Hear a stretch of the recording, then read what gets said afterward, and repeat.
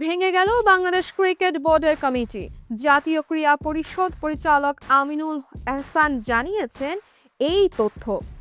তামিম ইকবালকে প্রধান করে 11 সদস্যের অ্যাডহক কমিটি করা হয়েছে। এই কমিটিতে 5 জন চট্টগ্রামের, 3 জন মন্ত্রীর ছেলে। বোর্ড ভেঙে যাওয়ায় আমিনুল ইসলাম বুলবুল আর বিসিবি সভাপতি নেই। আজ বুলবুলের চেয়ার তামিমের হয়ে গেল। তামিমের নেতৃত্বাধীন 11 সদস্যের অ্যাডহক কমিটিতে আছেন রাসনা ইমাম, আতহার আলী খান, মির্জা ইয়াসির আব্বাস, রফিকুল ইসলাম বাবু, সালমান ইস্পাহানি, তানজিল চৌধুরী, মিনহাজুল আবিদিন নান্নু, ইসরাফিল খসরু, সৈয়দ ইব্রাহিম আহমদ ও ফাহিম সিনহা। তামিম সহ সৈয়দ ইব্রাহিম আহমেদ, ইসরাফিল খসরু, মিনহাজুল আবিদিন নান্নু, সালমান ইস্পাহানির এই 5 জন চট্টগ্রামের স্থানীয়। মির্জা ইয়াসির আব্বাস প্রধানমন্ত্রীর মন্ত্রী পদমর্যাদার রাজনৈতিক উপদেষ্টা মির্জা আব্বাসের ছেলে।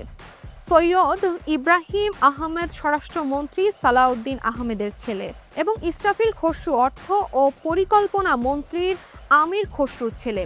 তাছাড়া রসনা ইমাম প্রাথমিক ও গণশিক্ষা প্রতিমন্ত্রী ববি হাজ্জাজের স্ত্রী।